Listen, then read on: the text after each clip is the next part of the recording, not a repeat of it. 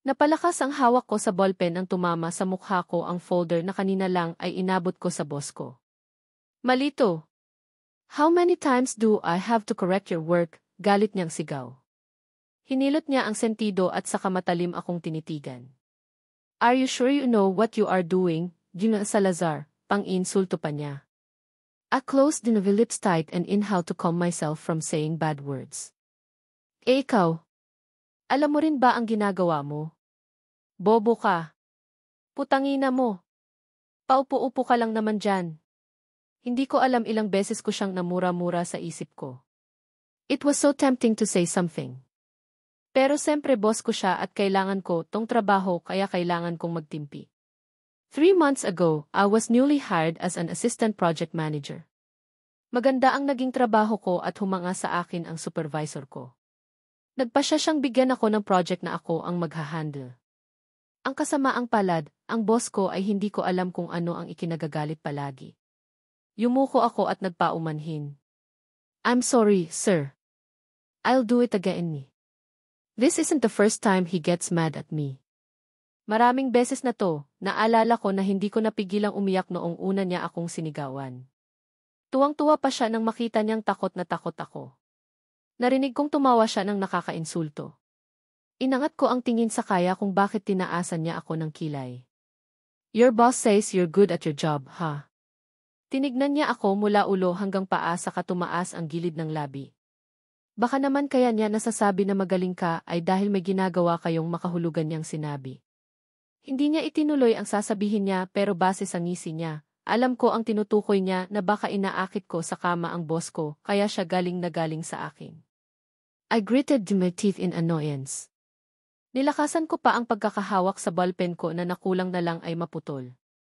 Alam ko namang maganda ako. But I would never use the beauty just to impress the boss. Magaling naman ako. Hindi mo lang makita.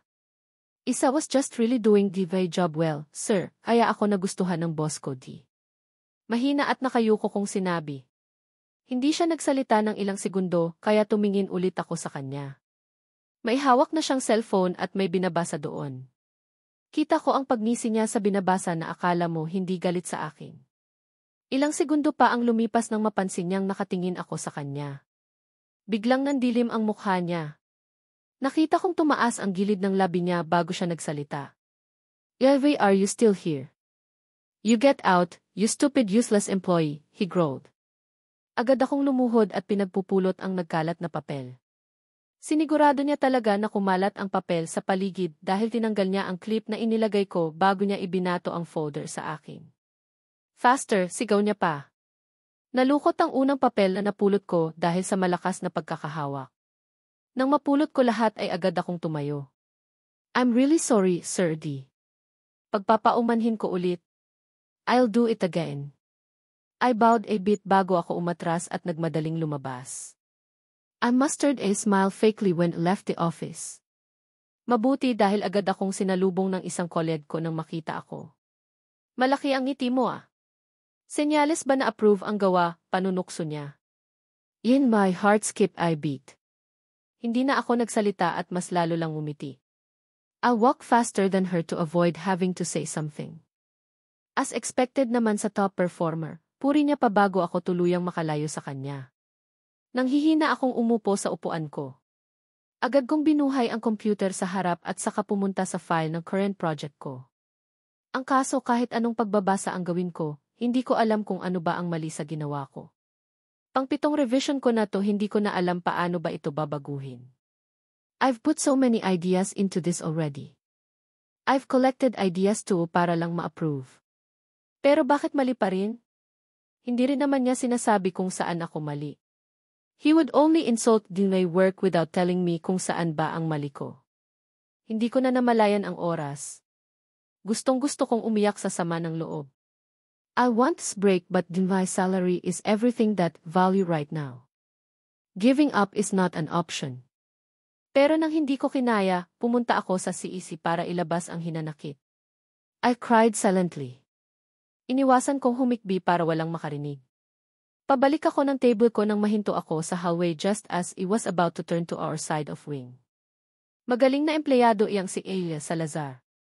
Baguhan pa pero marami nang napatunayan, rinig kong sinabi ng supervisor ko. I then heard a mocking laugh. At alam kong kay Sir Alaric ang tawang yun. I wonder Kairai she was good when she was under you but stupid when she's under me, makahulugan niyang sinabi. Serafina, bar kami mamaya. Sasama ka, mahinang bulong sa akin ni Sarah. Tulala ako sa computer ko nang bigla niya akong tinawag. Agad akong bumaling sa kanya. Bar. Matagal na akong hindi nakakapunta sa isang bar. Tumango ako nang wala sa sarili at naisip na baka makalimutan ko ang problema ko kung sumama ako sa kanila mag-bar. Sige ba, kunwaring masaya kong sagot. Marami ng tao sa bar nang dumating kami. Dali-dali akong pumunta sa counter at agad na umorder ng inumin. May humiyaw sa mga koleg ko dahil sa ginawa ko. Huy, hinay-hinay lang Serafina. Kakarating lang natin, natatawang sinabi ni Sarah. Tumawa ako. Kaya tayo nandito para pumarty diba, pangatwiran ko sabay inom ng drink na binigay ng bartender. Matapos naming makakuha ng pwesto, nag-order na sila ng inumin. Kita kong may pinag-uusapan ang mga kasama ko pero hindi ko lubos maintindihan. Tinawag pa ako ni Lina pero hindi ko na-gets ang sinabi niya. Ano? Hindi kita marinig, natatawa kong baling kay Sarah nang inulit niya ang sinabi ni Lina. Lumapit siya sa pwesto ko saka may itinuro sa malayo sa amin. Binalingan ko ang kanina pa nila pinag-uusapan. Nakita ko si Alaric. Medyo malayo siya sa amin. He was with other two male. May nakatayo na babae sa harap niya at kinakausap ito. Agad bumait ang nararamdam ko. Your boss is so handsome, Serafina.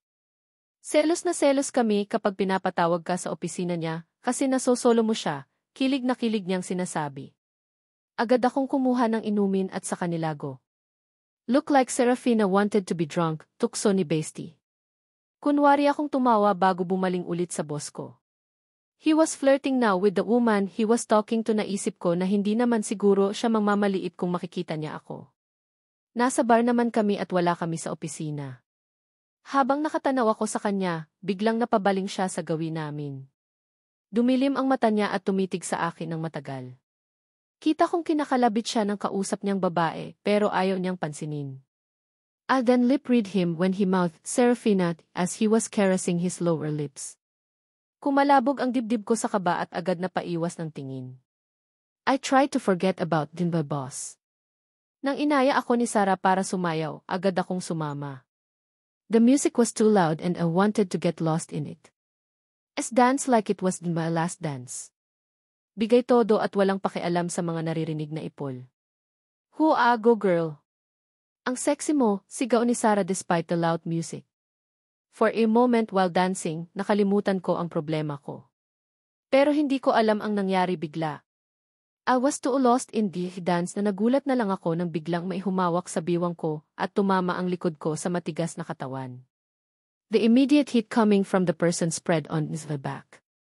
Kita kong nagulat si Sarah at ang mga kasamahan ko sa nangyayari. Natigilan sila sa pagsasayaw at gulat silang tumingin sa akin at sa tao sa likod ko. Kaya mali-mali ang trabaho mo dahil ganito ang inaatupag mo, bulong ng lalaki sa likod ko. Biglang tumibok ng mabilis ang puso ko. Agad kong hinawi ang kamay niyang nakapalupot sa bewang ko, pero ayaw niyang tanggalin. Mas lalo niya pa ako idiniin sa kanya. What are you doing? Kinakabahan kong tanong. Don't want commotion. Ayaw kong malaman ng mga kasamahan ko kung paano ako minamaliit ng boss ko. Naramdaman mo ang hininga sa tenga ko. No wonder your work sucks yet you get so many praises from your boss. You like to seduce, ha? He whispered. I gritted my teeth. Sanay ako sa pamamaliit at masasama niyang paratang. Ang hindi ko gusto ay nakikita ako ng mga koleg ko. Ayaw kong baguhin ang imahe ko sa kanila bilang magaling na empleyado. For the last attempt, sinubukan kong tanggalin ang kamay niya sa biwang ko. Pero nagulat ako nang bigla niyang kinalas iyon at medyo natulak ako kaya muntik na akong nasubsob sa lalaking nasa harap ko. Galit akong bumaling kay Alaric nang makatayo ako ng mabuti, nakita kong nakangisi siya sa akin. He looked at me head to foot as he shook his head in disapproval. Umalis din siya matapos mamahiya. Hoy Serafina, anong eksena yon? Gulantang na tanong ni Sarah pagkawala ni Alaric. Your boss looks so disappointed in you. Nahinto ang paghinga ko sa narinig. Guy boss is always been disappointed at me pero ngayon na nakikita kong medyo disappointed ang mukha ni Sarah, hindi ko matanggap. Naramdaman kong medyo nanginig ang boses ko nang magsalita ako. Hay, hindi naman. May sinabi lang. Binalingan ko ang mga kolyag ko at kita ko ang pagkalito nila sa nakita. Naginanon-ganon lang ako ng boss ko. Excuse me lang di. Nagmamadali kong sinabi. Agad kong tinungo ang counter habang mailuhang kusang kumawala sa mata ko. Hindi ko na napigilan. I'm supposed to be here for fun, para makalimot sa mabigat na trabaho. Pero bakit ganito? Marami akong nainom. Hindi ko na alam kung nasaan ba ang mga kasamahan ko. Ang huli kong nakita ay nasa dance floor pa sila, pero nang medyo tipsy na ako, hindi ko na sila makita. Kaya rin minabuti kong umuwi na habang kaya ko pang maglakad at hindi gumagapang. Ramdam ko ang lungkot at pagkakapahiya sa nangyari sa akin habang naglalakad ako palabas. Pero nang nasa labas na ako ay bigla akong huminto. Gusto kong umiwas. I've had enough baggage for today pero huli na dahil nakatitig na ang boss ko sa akin. Nakasandal siya sa kotse niya at nakahalukip-kip habang nasa akin ang mga mata. Agad akong yumuko. Mas lalo pang bumigat ang pakiramdam ko. I thought the alcohol would make me forget. Hindi pala. Nanunubig ang mata ko habang naglalakad ulit. It didn't help that I had to pass him to get myself a taxi. I heard him groan when I'm near him. Get in me. Utos niya nang nasa tapat na niya ako. Huminto ako at pagod na tumingin sa kanya. Hindi ko alam kung dahil ba sa nanunubig ang mata ko, kaya nakita kong namungay ang mata niya. Hindi ko nagawang magsalita. Kasi alam kong kapag nagsalita ako, pipiyok ang boses ko. Kaya umiling na lang ako. I then blinked several times to stop my tears from falling. Umiwas siya ng tingin bago niya binuksan ang passenger seat. I'll get you home, sinabi niya. He licked his lips when I refused to respond. You are tired, Serafina. You had enough. I'll get you home safely, T. Sinabi niya with his gentle yet hoarse voice. Kung makapagsalita siya para siyang nang-aalo. I'm tired.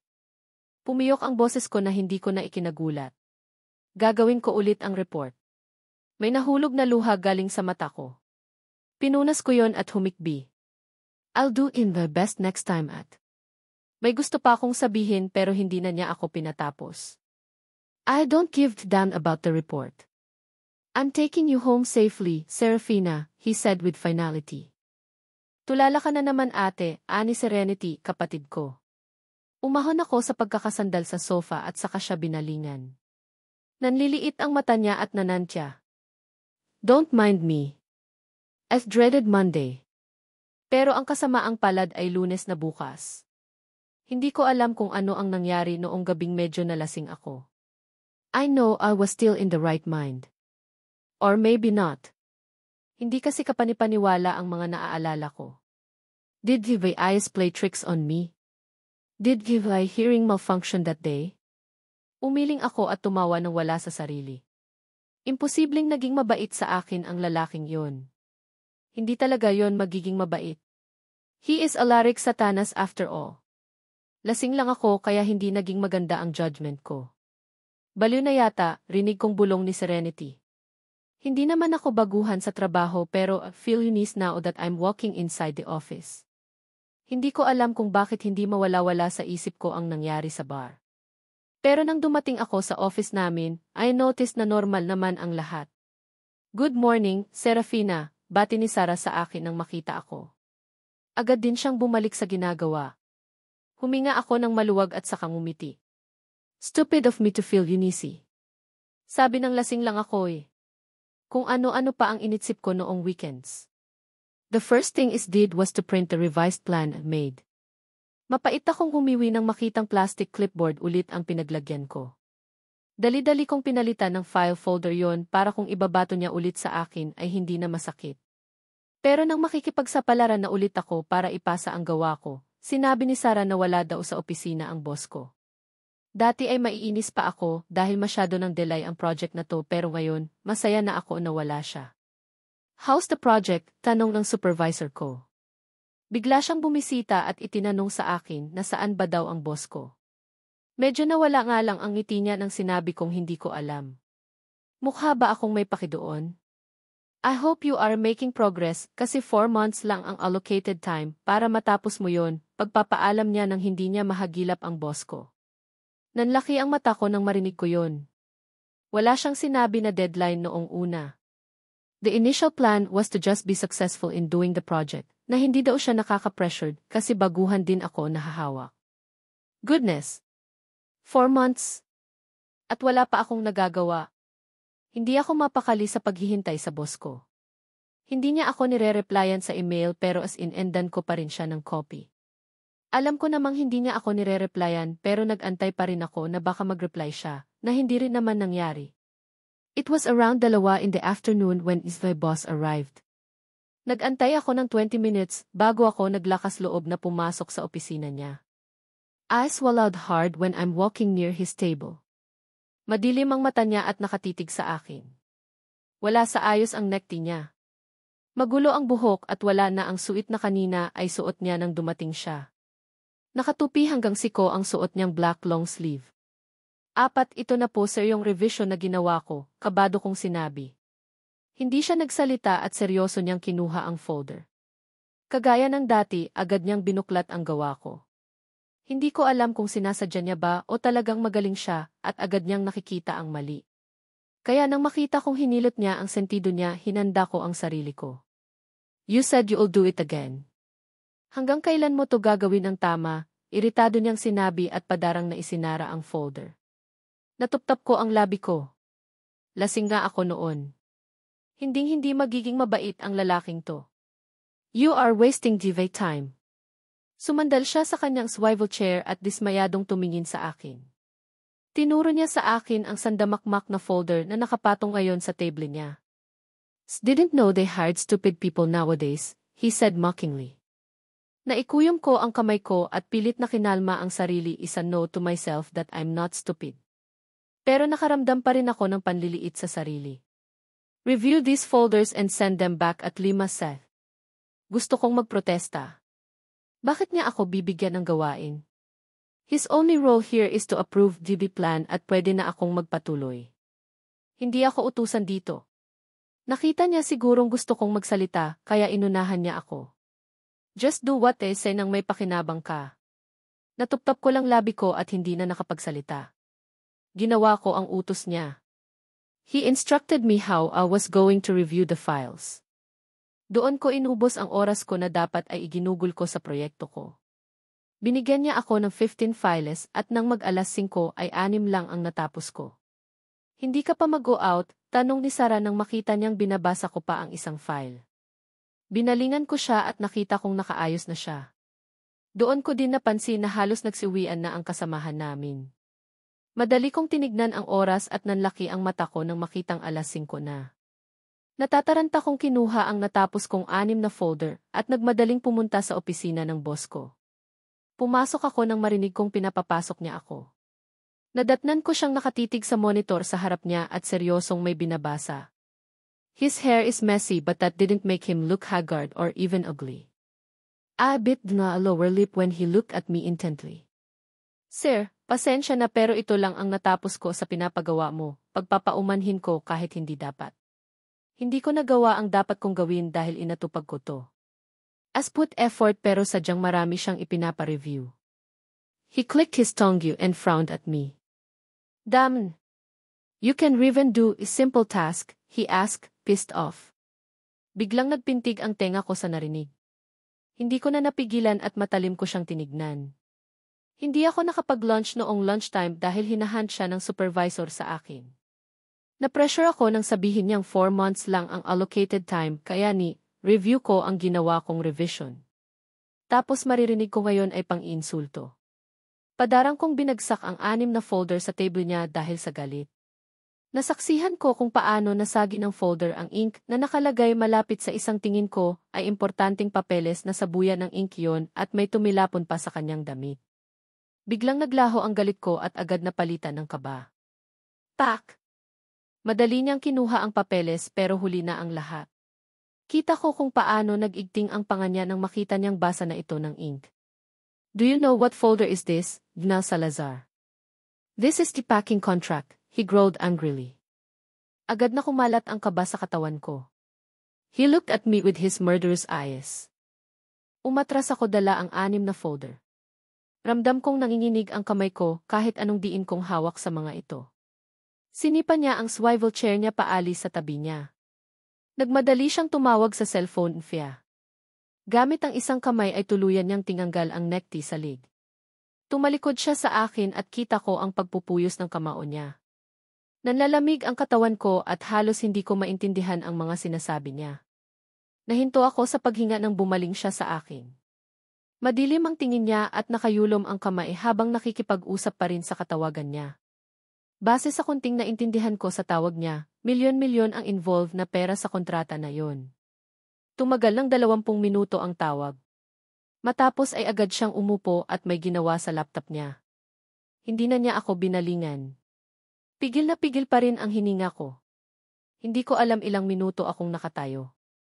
Kung matagal man iyon ay hindi ko na nararamdaman dahil sa tindi ng kaba ko. Ni hindi ko kayang gumalaw sa takot na baka makuha ko ang atensyon niya. Tanging nararamdaman ko ay ang mabilis na tibok ng puso ko at ang panghihina dahil sa takot. Hindi na pantay ang paghinga ko. Buong akala ko, hindi na niya ako babalingan. Pero nagkamali ako. Serafina, tawag niya. Hindi naman siya sumigaw. He called me using his deep voice. Pero dahil sa kanina pa ako natatakot sa kanya, napaigtad ako at nahulog ang dala-dala kong mga folder. Say yes, naiiyak at mahina kong sagot. Agad nanubig ang mata ko nang makita ko siyang tumayo. Gusto kong umatras pero na-stuck ako sa kinatatayuan ko. Dumoble pa ang takot ko nang maglakad siya palapit sa akin. Pumukit ako nang nasa harapan ko na siya. Hinintay kong may tumama sa akin. He looked murderous kaya alam kong this time, makakatikim ako hindi lang na masasakit na salita. I imagine him slapping, kicking or worse punching me for what did. I expected it pero ilang minuto ang lumipas nang walang nangyayari. Unti-unti kong binuksan ang mata ko. Nasa tapat ko siya pero wala siyang ginagawa. Hindi ko naman kayang tumingin sa mukha niya. I blinked several times to avoid tears from forming. You are gonna pay for this, bulong niya. It was a threat but he said it with his sensual voice. Hindi ako sumagot. Mas yumuko lang ako at nanghina. What will happen to your family if you get fired because of what you did, Ledseth? As can imagine. If I get fired mas lalo kaming maghihirap pa. Natanggal sa trabaho si Papa dahil sa may aberya sa kontrata niya. Hindi sapat ang sweldo ni Mama para sa aming 5. Kaya importante ang trabahong to sa akin. Do you want me to fire you? He whispered sensually. Agad akong umiling. Inday tears start to fall because I really can't afford to lose this job. Please, I'm sorry for what did. Humikbi ako. Don't fire me. I'll do better next time.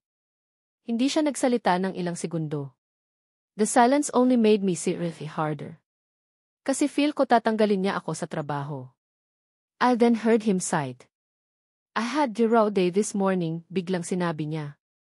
Hindi ako nagsalita. Why is he telling me this? I want him to tell me he is not going to fire me. Where are the other folders, Ledsan? Tanong niya sa kalmado ng boses. Hindi ko pa rin nagawang magsalita. Hindi na ba ako tatanggalin? Napasinghap ako nang hawakan niya ang baba ko at inangat niya ang mukha ko. Nagtama ang mata namin at kita kong namumungay ang mata niya habang nakatingin sa akin. Napakurap-kurap ako dahil bigla akong naguluhan.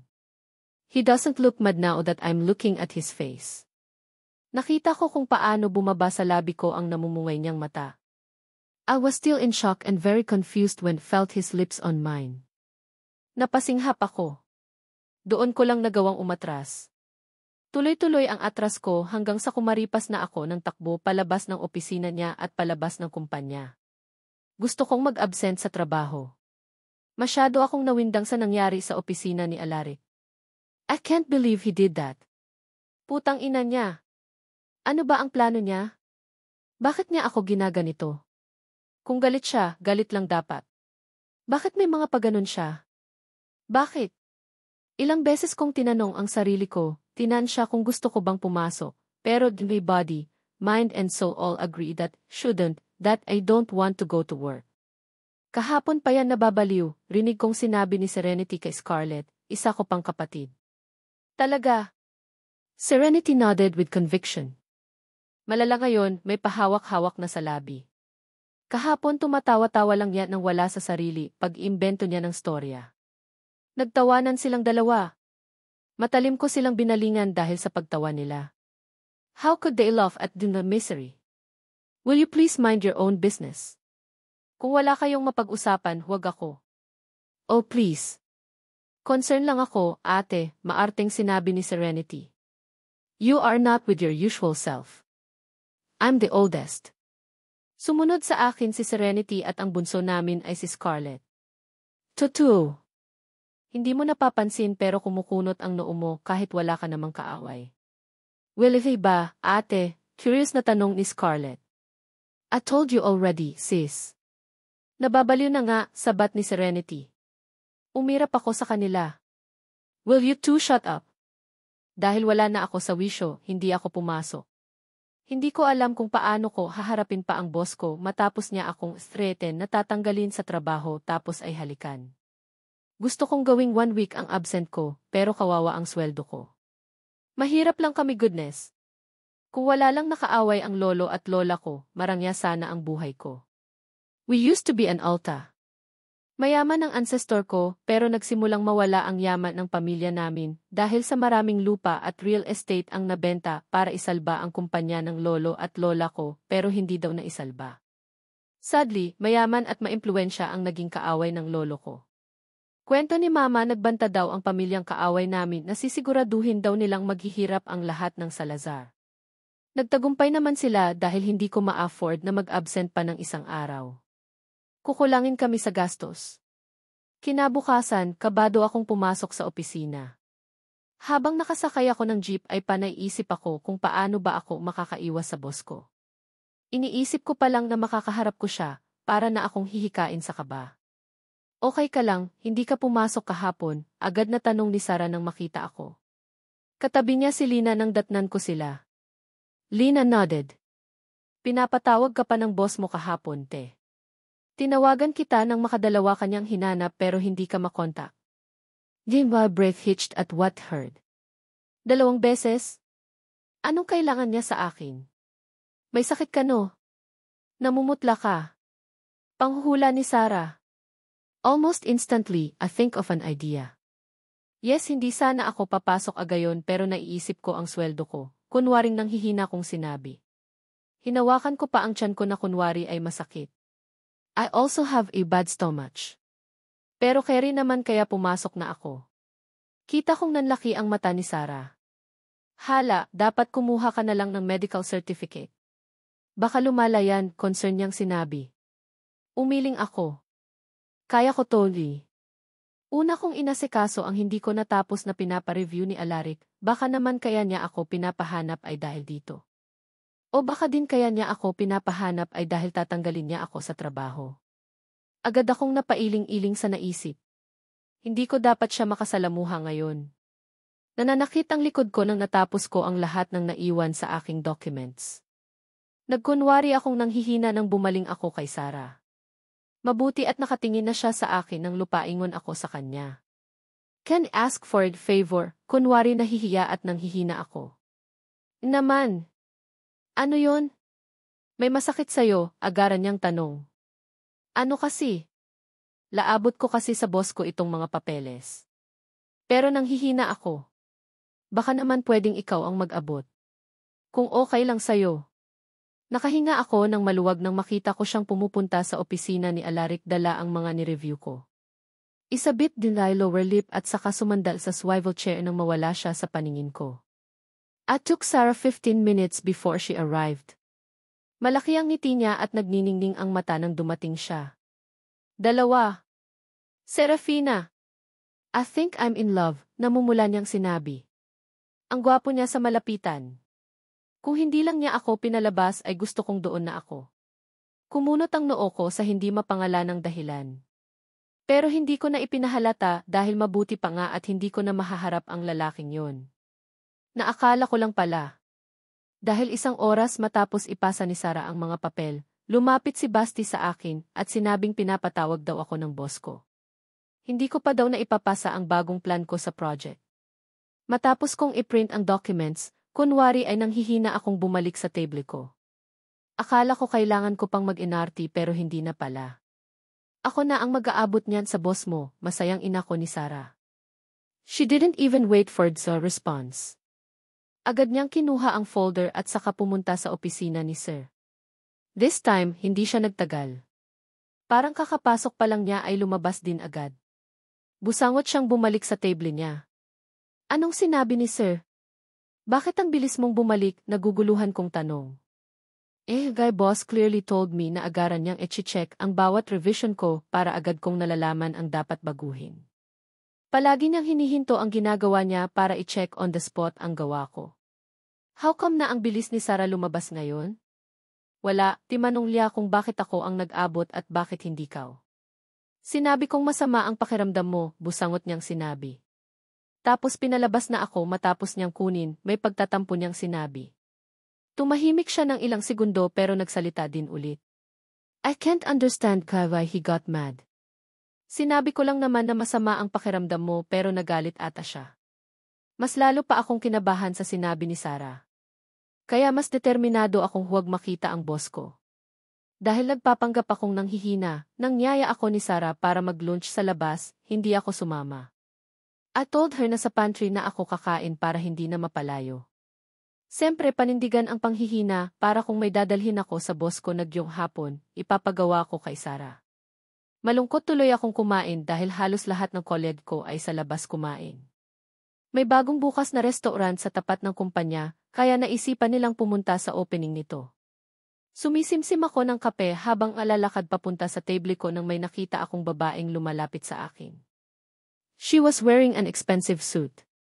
Alam ko dahil may mga ganong suit si Mama at sinabi niyang mahal daw ang mga yon. Excuse me, miss. Where's the office of anger? Ferrer, tanong niya sa akin habang tumitingin-tingin sa paligid. Napaisip ako ng ilang segundo bago nakasagot. Ay ma'am, I think you are in the wrong place. Walang anger. Ferrer dito. Umiti ako sa kanya. Kumunot ang noo niya sa sinabi ko. Are you sure? I was told he transferred his office here. Wala talaga ma'am, pag-assure ko sa kanya. Seriously? Anger. Alaric Ferrer. CEO of Helixion Pharma. She raised brow because she seemed to not believe in me. My lips slightly parted when she mentioned traumatic name. Si Satanas ba ang miniming niya? Did she mean Alaric like the Alaric that no?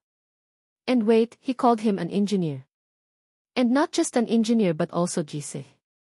Nang Helixion Pharma. The leading pharma in this country. Patawa ba to? Hindi ko nagawang sumagot. Kasi imposibleng si Alaric Satanas ang minimin niya. Kasi kung siya nga, bakit siya ang boss ko? It's not that believe he is cheesy but let's say he is. Bakit siya ang boss ko when EV project is not even related to drugs or anything related to pharma, diba? And if he is cheesy, bakit dito siya sa opisina namin? I'm not complaining about our office, but there's no fancy things here. Just a simple desk and chair for employees like me and a simple room for bosses. Maraming Alaric sa mundo. Pero natigilan din ako dahil hindi ko nga inalam ang apelyido ng boss ko. The nameplate sitting on his chair was the name of a vice supervisor, kaya hindi ko alam kung ano ba ang buong pangalan ng Alaric na yon. Baka Satanas talaga? Hello? Are you listening? Biglang sabat ng babae sa mga iniisip ko. Kumurap ako at saka umiling. Imposible talagang maging si ang lalaking yon. Wala siyang mudo. Not qualified to be TC. Mabuti at nakita naming palalapit din ang supervisor namin. Gusto ko sanang magtago kasi wala akong maisasagot kapag tinanong niya ako tungkol sa progress ng proyekto, pero nakita na niya ako, kasama ang babaeng naghahanap ng si. Yun. Excuse me, where's Anger? Ferrer's office. I was told he transferred here, baling ng babae sa supervisor ko. Hindi man lang hinintay na makalapit pa ng kaunti. Ilva, supervisor smiled at the girl. Dito nga po ma'am ang opisina niya. Itinuro ng supervisor ko ang banda ng opisina ni Alaric. There's no way. Bakit dito sa floor na to? Will it not the upper floor? Maarting tanong ng babae. Binalingan niya ang paligid at saka bahagyang tumaas ang kilay. I don't know ma'am. He chose to stay in this floor, magalang na sinabi ng supervisor ko. Hindi ko nga din po labis maisip kung bakit ang fifi ng Helection Pharma ay dito nag-oopisina. Napakurap-kurap ako sa naririnig. He's mental. Ipinagpalit niya ang malaking opisina niya para dito. Rinig kong sinasabi ng babae nang iginagaya na siya ng supervisor ko sa opisina ni Alaric. I felt and my feet wobble. Napatulala ako sa dalawa habang naglalakad sila papunta sa opisina ni Alaric. I can't believe it. There's just no way. Paano? Bakit? Hindi ko kinaya ang mga nalaman ko. Nagpapanggap lang ako na naghihina kanina pero biglang para akong lalagnatin bigla. Nagpaalam akong liliban ulit. Pumayag ang EC dahil kita niya sigurong wala ako sa wisyo. Nasa elevator ako pababa sa ground floor nang magbukas bigla ang pinto. Biglang kumalabog ang puso ko nang makita kong ang sasakay ay si Alaric. It didn't help that there's no other people inside the elevator. Kami lang. Hindi ako pwedeng lumabas bigla kasi anong dahilan ko. He bore his eyes intensely at agad nagpatungo sa akin. Hindi ko alam ano ang gagawin. Nang tumabi siya sa akin, hindi ko magawang ihakbang ang paa ko palayo. I heard him chuckle. Serafina, he called with his raspy voice. In my heart skipped I beat. Hindi ako tumingin o nagsalita. Kita kong lumakad siya papunta sa unahan ko at hinarap niya ako. Nagawa kong umatras at tumama ang likod ko sa pader ng elevator. Look at me, rinig kong sabi niya na may panunuya sa tuno.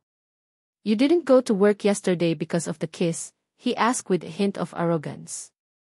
And Gavis, didn't you bring those files yourself ha? Nahihiya ka? Hindi ako nagsalita. Not when, no, he has the power to really fire me. Not after knowing that he is angry. Alaric Frostfarer. Indeed, CEO of Helection Pharma. Sigurado na ako dahil in-search ko sa internet. Dahil sa sobrang pananahimik, naramdaman ko na lang na hinawakan niya ako sa baba ko at agad niya akong siniil ng halik. Nanlaki ang mata ko. Sinubukan kong itulak siya pero hindi ko nagawa. I was even more terrified when I saw the feces inside the elevator. Malaki ang ngisi niya nang kumawala siya sa halik. Pinunasan din niya ang ibabang labi ko dahil baka may kumalat na lipstick doon. I approve your proposal. You can now start the project, sinabi niya kasabay ng pagbukas ng elevator. Hindi ko alam kung ano ang sakit ng boss ko. Seriously, galit siya pero gnugulo niya ang isip ko. Bakit matapos niya akong durug-durugin, gaganunin niya ako? Sinabunutan ko ang sarili ko habang nahihibang sa mga iniisip. Ano ba ang plano niya? This isn't right. Sinabi ko na kay Mama, rinig kong sinabi ni Serenity kay Scarlett. Nasa sala sila kasama ko. Dapat ay sa kwarto ako pero masisiraan ako ng bait sa loob ng kwarto ko kaya lumabas ako. Akala ko madidistract ang isipan ko kung dito ako sa labas pero bumabalik pa rin sa akin ang isipan tungkol kay Alaric. Lumiban ulit ako. At alam ko sa sarili ko na sa susunod na Lunes na ako babalik. Pero naguguilty din ako dahil maliit ang maitutulong ko sa gastusin sa bahay. Bumuntong hininga ako at saka sinabunutan ang sarili.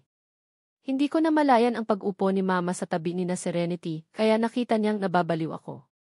Sabi ko naman Mama Noong Lunes pa yan ganyan, sumbong ni Serenity.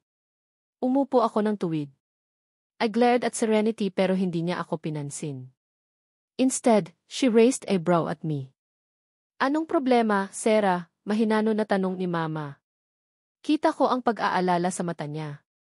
Wala naman po Mama. May naiisip lang na nakakahiya. Hindi Mama. Sa trabaho yan for sure. Nabanggit niyang ayaw na niyang makita ang boss niya, sumbong ulit ni Serenity. Medyo napasinghap ako at nakita nila yon. That alone confirms that it's about the boss. Pinapahirapan ka ba ng boss mo? Worried na tanong ni Mama. Lumapit siya sa tabi ko at saka hinawakan ang kamay ko. I'm okay, Mama. You don't have to worry about me. Kaya ko to, Lee. I made the voice sound casual. Like it's not a big deal. Don't think so, Mama. She's not okay. Umuuwi yan na tulala. Habang naglalakad papasok sa kwarto. Ni hindi niya ako mapansin dahil sa sobrang lalim ng iniisip, sabat ni Serenity. I glared at her again. Bakit ba to maraming nalalaman? Alam ko na wala ako sa sarili kapag umuuwi. Paano ba naman kasi? Sinong walang hiya ang manghahalik matapos mamahiya? Ate, if you are having a hard time with your work, okay lang na mag-resign ka, ani Scarlett. She smiled at me. May scholar na kami ni Serenity kaya hindi na problema ang tuition fee. Bumaling ako kay Mama. Didn't know they have scholarships. Ang tuition fee nilang dalawa ang isa pang pinoproblema namin ni Mama palagi. Mama nodded at me. Nakapasa silang dalawa. Kaya kung gusto mong mag-resign sa trabaho dahil nahihirapan ka, okay na sa akin. It was reassuring that I don't need to be scared if I got fired. Pumayag si Mama at ang dalawang kapatid ko na mag-resign ako. Nabuhayan ako ng loob. The only reason I can't afford to resign or to skip work is because of financial issues. Now that my two sisters have their scholarship, malaking tulong iyon sa amin. Kaya nawala ang guilt ko dahil sa pagliban ko ng trabaho. The hell care now with that Alaric? Sihi na pangit ang ugali. If he's going to fire me then be it. Wala na akong takot na masibak. At ano bang ginagawa niya sa opisina namin? Di hamak na mas maganda ang opisina niya sa kumpanya niya. Just because he is friend with the CEO of our company pwede na siya sa opisina namin? Yes, I know now that he's also friends with the CEO of our company. Kaya pala grabe siya mamahiya at mang-threat sa akin. Masaya ako sa dumaang araw na tahimik ang buhay ko. Kakagising ko lang at wala akong pinoproblema. It was Friday at wala akong balak mag-opisina. Kaltasin nila sa sahod ko. Walang problema yon. Binalingan ko ang orasan sa tabi ng kama ko at nakitang 10:00 na. Wala nang tao sa bahay ng ganitong oras. Si Mama ay pumapasok sa trabaho, ang dalawang kapatid ko ay pumapasok sa school. I'm sure si Papa lang kung hindi siya umalis para maghanap ng trabaho. Babalik na sana ako sa pagtulog ng biglang tunog mag-cellphone ko. Tumaas ang kilay ko nang makitang new number ito. Hello, sagot ko. For a few seconds ay wala akong narinig na nagsasalita. Mas lalo lang tumaas ang kilay ko. Disturbo to ah. Hello, malakas kong sinabi. Narinig kong may tumikhim sa linya. And immediately knew who was in the other line. Alaric. Where are you? Tanong niya sa mababang boses. Umirap ako. Maganda pala ang boses nito sa tawag. Bakit sa personal ay parang tanga? Don't want to go to the office, casual kong sagot. Hindi ulit siya nagsalita. Narinig mo ako, tanong ko ulit. Hindi ako papasok ngayon, ulit ko sa sinabi ko. Para malaman niya kung hindi niya ako narinig. I heard him chuckle. I heard you the first time, Serafina. Good to know. Ngumisi ako. Akala niya ba matatakot ako ngayon? No way. Hindi na obra ang pananakot niyang isisibak ako. I'm your boss, T. He said like it's a big deal. The way he said it, parang hindi siya makapaniwala na sinagot-sagot ko siya ng ganun. So what ha? Tinuptap ko ang labi ko nang marinig ang tawa ni Alaric. I thought he would be mad because of what he said pero hindi siya nagalit. He looked at me with amusement on his face. Na para bang hindi ka panipaniwala na ganun ko siya pagsalitaan. You are not afraid of being fired, Deathson, sinabi niya. Kinalas niya ang nakahalukip-kip niyang kamay at saka ako mariin na tinitigan. Gusto kong sumabat. Kaya lang ay nagdadalawang isip ako. It was fine to retort rudely the first time but was hesitant to repeat it baka kasi magaya ako sa lolo ko. This person is AC at anong laban ko? Tinaasan niya ako ng kilay at saka ngumisi. Nakakainsulto ang ngisi niya kaya hindi ko na napigilan. As tried to stop myself from saying things pero kasi sinusubok ako ng lalaking too and I also have this thinking that it's okay to lose the job. Kaya baliwala ang pagtitimpi ko. Like care if you fired me. Mag-resign pa ako eh. Inirapan ko siya. I want him to know that I'm no longer the same person he used to humiliate. Pero hindi ako satisfied sa mga reaction niya. I want him to be mad. To be pissed off. Just like how he made me angry and scared whenever he insulted me but no. He was just smirking at me as if I am kind of a joker. Nakakainis. He licked his lips. We have something to do with that mouth of yours. Masyado nang tumatalas, sinabi niya with his sensual voice. Kita mo. Hindi man lang naapektuhan. I scoffed. As much as I remember, sir. Ikaw ang may matalim na bibig dito. Baka may gusto kang gawin dyan sa bibig mo. Tinaasan ko siya ng kilay. Come here, utos niya. He looked at the space in front of him before his coffee table. Isang hakbang lang yon, ganon kaliit ang space. What? Tinaasan ko siya ng kilay. Come here, Serafina, biglang seryoso niyang sinabi. It didn't help na wala akong makitang reaction sa mukha niya. I refused to go. Ang liit-liit ng space na yan. Anong plano niya?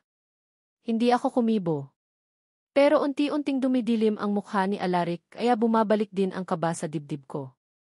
Ang takot na baka magaya ako sa lolo ko ay masyadong nagpakabapa lalo sa akin kaya napilitan akong humakbang sa tinitignan niyang maliit na espasyo. Dikit na dikit ako sa coffee table niya para kahit papano ay hindi ko siya masagi. Kita ko ang pagngisi niya kasabay ng pagtaas ng kamay niya. Agad niya akong hinigit sa kanya at pumalupot ang kamay niya sa buwang ko. Naramdaman ko na lang na dumampi ang labi niya sa labi ko. I groaned. Tinulak ko siya para makaalis pero masyado siyang malakas kaisa sa akin. Damn you, irita kong sinabi nang kumawala siya sa halik. Humalakhak siya. I told you we have something to do on that mouth. I glared at him menacingly and tried to get away with his stronghold, pero hindi niya nagustuhan ang ginawa ko, kaya hinawakan niya ang batok ko, sabay halik sa akin ng madiin. Naramdaman kong dinilaan niya ang labi ko bago niya kinagat. I refused to give him access pero napahiyaw ako nang kagatin niya ulit ang ibabang labi ko. He got access to my mouth and he kissed me thoroughly. Nang hahabol ako ng hininga nang kumawala siya. What the hell is that? Galit kong sigaw. Umatras ako at nabangga ko ang coffee table niya. He smirked. Your cheeks are red, D. Malamang. Galit ako, gigil kong sinabi.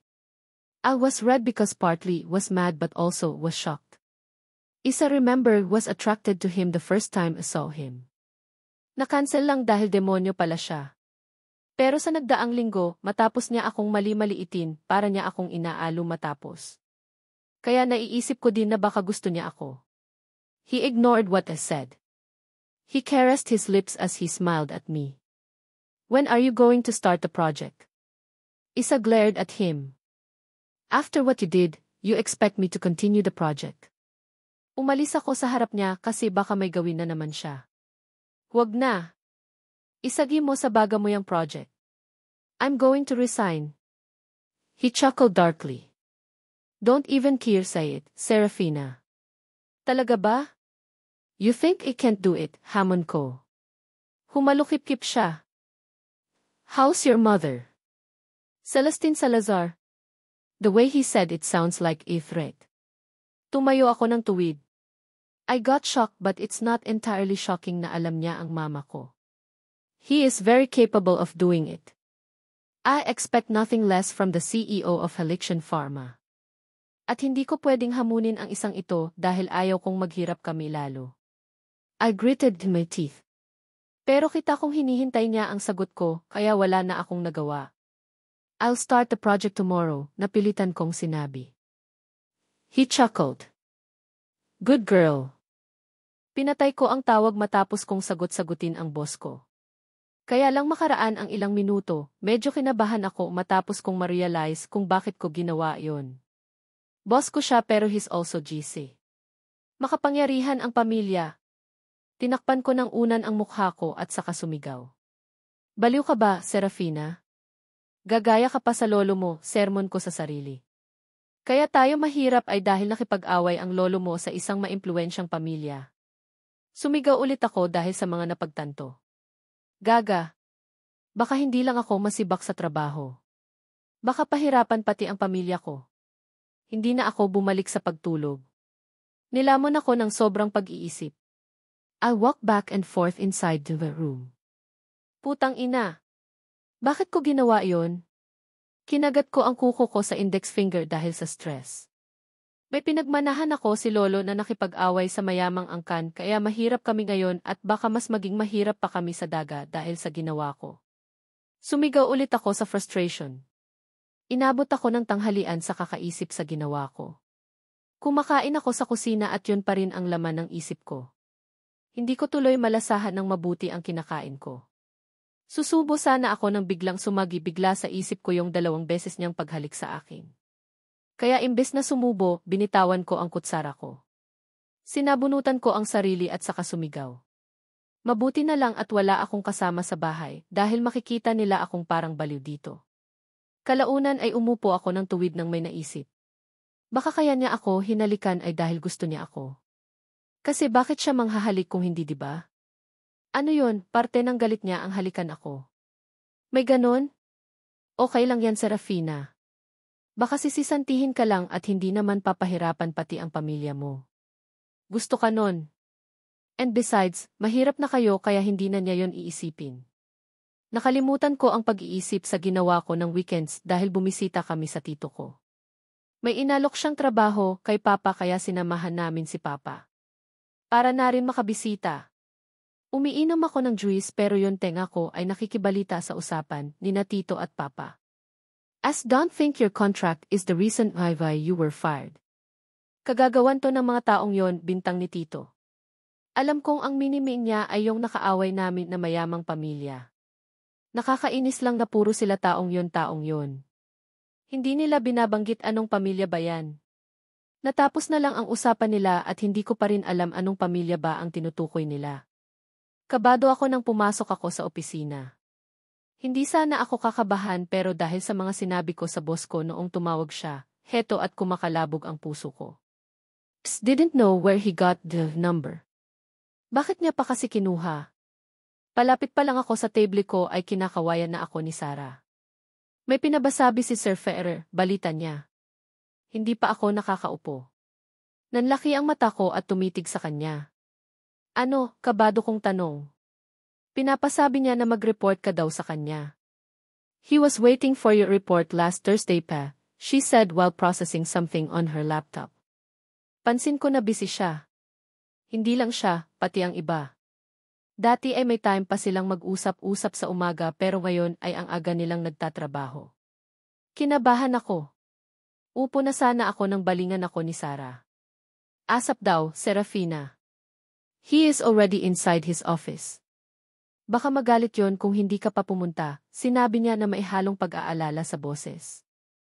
I shifted weight. Hindi pa ako umuupo. Gusto kong kausapin si Sarah kung galit ba ang boss ko, pero bumalik na siya sa ginagawa niya. Wala akong choice kaya pumunta ako sa opisina ni Sir. Tang-ina.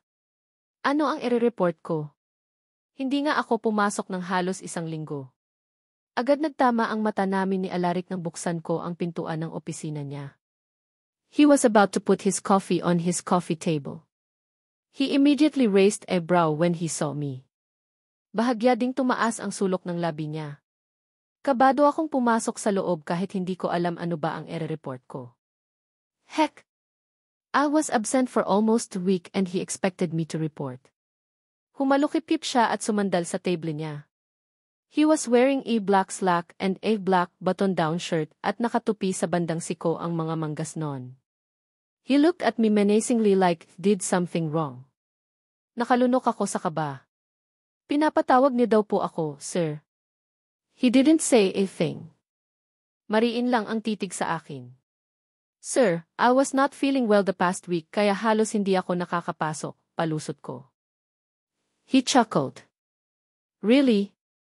Enel Salazar. You didn't sound sick the last time called you. I shifted weight. Don't like him calling me Dina Salazar. Masama ang feeling ko kapag ganun niya ako tinatawag. Sir, I was drunk when you called me. Hindi ko alam ang mga pinagsasabi ko di. Sabi ko dahil wala akong maisip. So, you are sick but you still managed to drink alcohol, nanunuyan niyang sinabi. Irita ko siyang tinignan. He raised brow when he saw me glaring at him. I could fire you with your poor performance, pagbabanta niya. Talaga ba? Ako pa ang mag-resign eh. Inirapan ko siya. Ano ba ang pakialam mo sa buhay ko, sir? Immediately he let out, chuckle. Agad kong inasikaso ang gagawin ko kinabukasan. I was told na pwede ko nang kunin ang allocated budget for the project. Matapos kong kunin ay tumulak na ako papunta sa venue na pangyayarihan ng event. It's a charity event na kailangan puntahan ng mga negosyante for socialite at the same time give their charity. Hindi ako ang nag-decide ng venue. Mula umpisa pa lang sinabihan na ako kung saan ang venue ng pangyayarihan. I just did some plan on how I'm going to execute the event successfully na inabot pa ng maraming araw para ma-approve. Nanlaki ang mata ko nang marating ko ang hotel na pagdarausan ng event. It was a 5-star hotel at malawak ang tanggapan. Pero available po ba ito 3 months from now? Tanong ko sa manager. Buti na lang ay pumunta ako kaysa makipag-usap sa kanila sa online. Ang sabi ng manager ay fully booked na ang venue this month and the next. May mga nakaschedule na din sa susunod pang buwan pero mabuti at available pa ang date kung saan dapat gaganapin ang charity. Kung hindi ay malalagot ako kay Alaric. Yes, ma'am. Wala pang nakaschedule sa date na yan. Inasikaso ko ang pagpapareserba ng venue kaya inabot ako ng 3:00 bago makabalik sa opisina. Hindi ko na nagawang mag-lunch dahil sa ginawa. Gutom na gutom ako pagbalik ko pero hindi ko rin nagawang kumain dahil tinawag ako sa marketing team. They will help me disseminate the news about the said charity events. Tinanong nila kung ano ba ang magandang ilalagay sa promotion.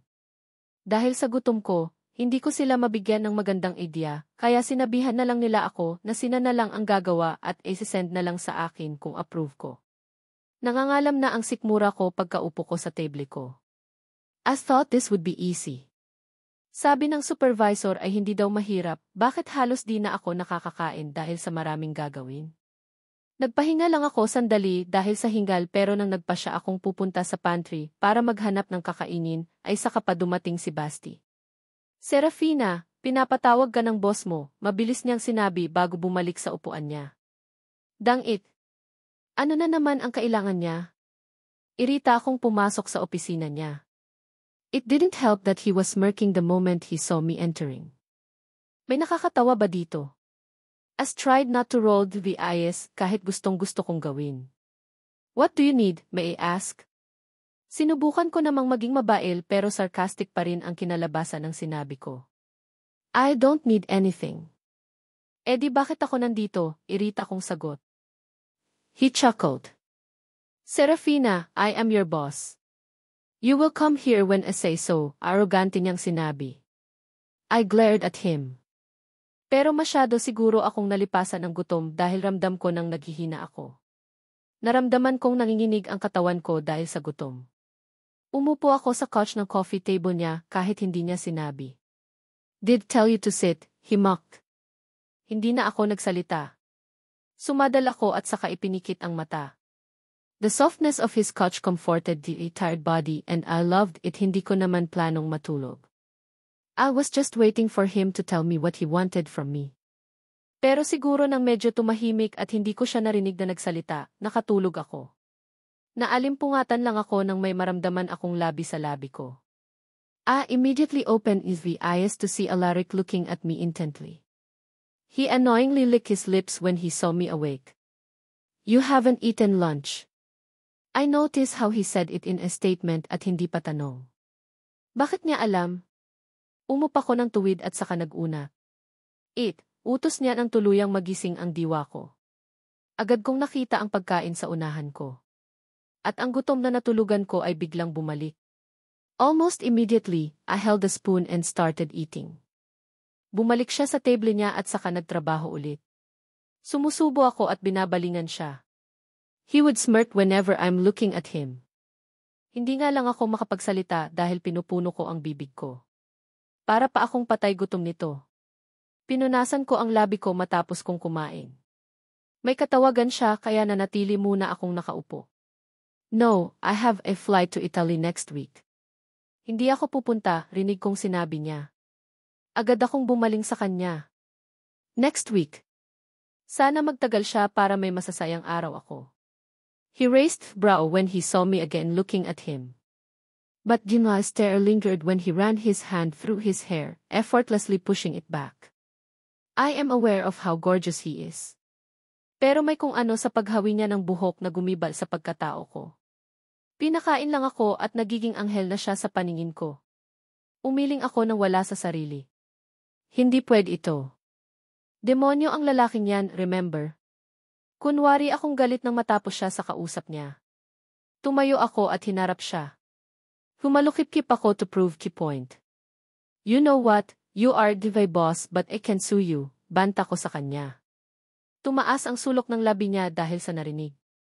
Really, he mocked. Umirap ako. I will sue you for sexual assault. I can sue him for that. Seriously, I should but also know that it was an empty threat. Anong laban ko sa kanya? And the way he mocked also indicates that he is not scared. Maybe he think na just because he is handsome ay makakalusot siya. Biglang nawala ang ngisi sa labi niya kaya kinabahan ako. Come here, tinuro niya ang gid niya.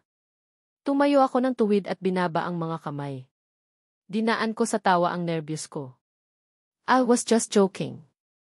You are the boss, how could I sue you? How dare I do that? Umaatras na ako papalapit sa pintuan niya. Come here, Serafina, seryoso niyang sinabi. What?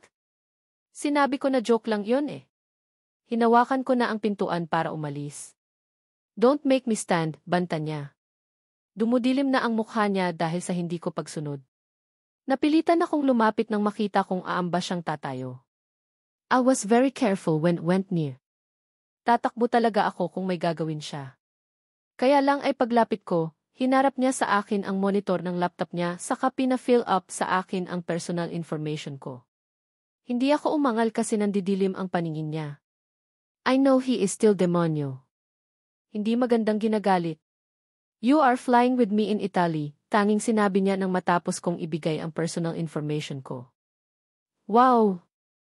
Buti at wala akong passport.